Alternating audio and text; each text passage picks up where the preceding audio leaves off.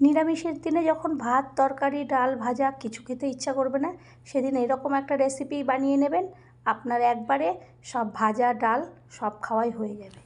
তার জন্যে আমি কীভাবে এই রেসিপিটা করব আপনারা প্রথম থেকে শেষ পর্যন্ত দেখবেন। আমি প্রথমে একটা কড়াই বসিয়ে দিলাম, কড়াইয়ের মধ্যে দিয়ে দিলাম সর্ষের তেল। তার মধ্যে আমি বেগুনগুলোকে আগের থেকেই নুন এবং হলুদ মাখিয়ে রেখেছিলাম, সেইগুলোকে আমি দিয়ে দেবো কড়াইতে। তারপরে এপিট ওপিট করে ভেজে একটা ঝাঁঝরির সাহায্যে আমি এই বেগুনগুলোকে ভেজে তুলে নেব। যেরকম আমরা ভাজা বেগুন খাই ঠিক একই রকম করে সমস্ত বেগুনগুলোকে আমি ভেজে তুলে নেব একটা প্লেটের মধ্যে। এদিকে আগের থেকে মুগ ডাল আমি ভিজিয়ে রেখেছিলাম। এরপরে ডালটাকে ধুয়ে পরিষ্কার করে আমি একটা সাইড করে রেখে দেব। এদিকে একটা মিক্সিং জার নেব আদা, নেব টমেটো। এরপরে আমি একটা পেস্ট তৈরি করে নেব। এটাকে আমি যে কড়াই আছে ওইটার মধ্যে প্রথমে ফোড়ন দেব আমি তেজপাতা, দারচিনি, শুকনো লঙ্কা, এইগুলোকে আমি ফোড়নে ব্যবহার করব। কিছু শুকনো লঙ্কা সমস্ত কিছু দিয়ে আমি এটা ফোড়ন দেব।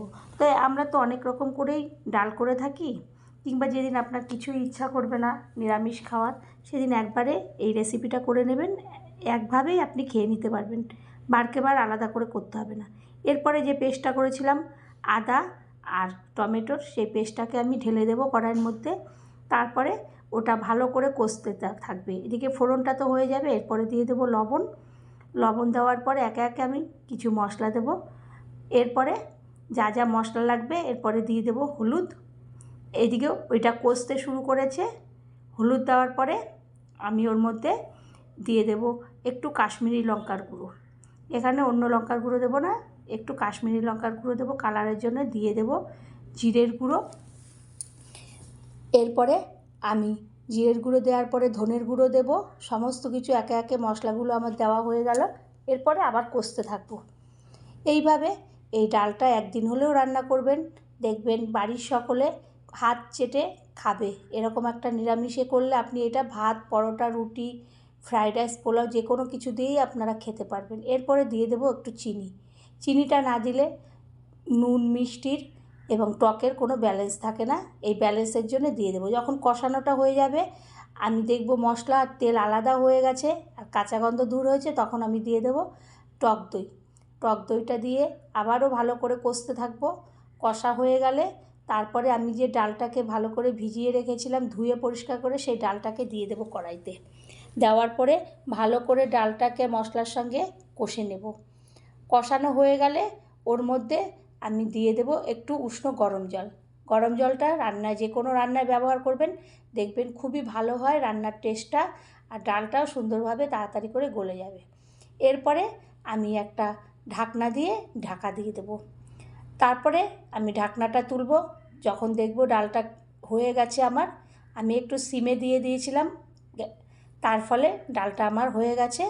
তখন আমি দেখলাম ডালটা হওয়ার পরেই আমি ওইখানে যে ভেজে রেখেছিলাম বেগুন, সেইগুলো দেওয়ার আগে কিছুটা আমি কাঁচা লঙ্কা দিয়ে দেবো। কাঁচা লঙ্কা দেওয়ার পরে টমেটো দিয়ে দেবো। টমেটোটা দিয়ে এইভাবে যখন টকবক টকবক করে ফুটবে, তখন আমি বেগুনগুলোকে দিয়ে দেব। এরপরে আমি সমস্ত যে যা যা দেওয়ার ছিল সমস্ত কিছু দেওয়া হয়ে গেছে। এরপরে আমি ধনেপাতা দিয়ে দিলাম।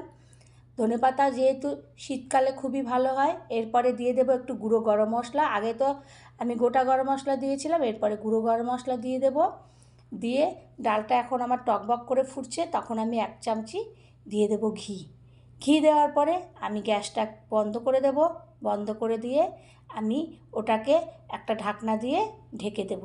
তাহলে ঘিয়ের গন্ধ, গরম মশলার গন্ধ সমস্ত কিছু একভাবে থাকবে। এরপরে আমি এই ঢাকনাটা তুলে ঠান্ডা হয়ে যাবে যখন, আমি একটা প্লেটের মধ্যে এরকম ডাল বেগুন, মুগ ডাল বেগুন তুলে নেব। তো বন্ধুরা, আমি যে রেসিপিটা এইভাবে করলাম, আমি কিভাবে করলাম একবার হলেও আপনারা এইভাবে করে নেবেন। আপনারা যে কোনো দিন যে কোনো সময় এটা খাবেন এবং বাড়ির সকলেও এটা হাত চেটে ফুটে খাবে, এরকম একটা রেসিপি। যদি ভালো লাগে আবারও কোনো রেসিপিতে দেখা হবে। আর চ্যানেলটি সাবস্ক্রাইব না করলে সাবস্ক্রাইব করবেন, লাইক শেয়ার কমেন্ট করবেন। ধন্যবাদ।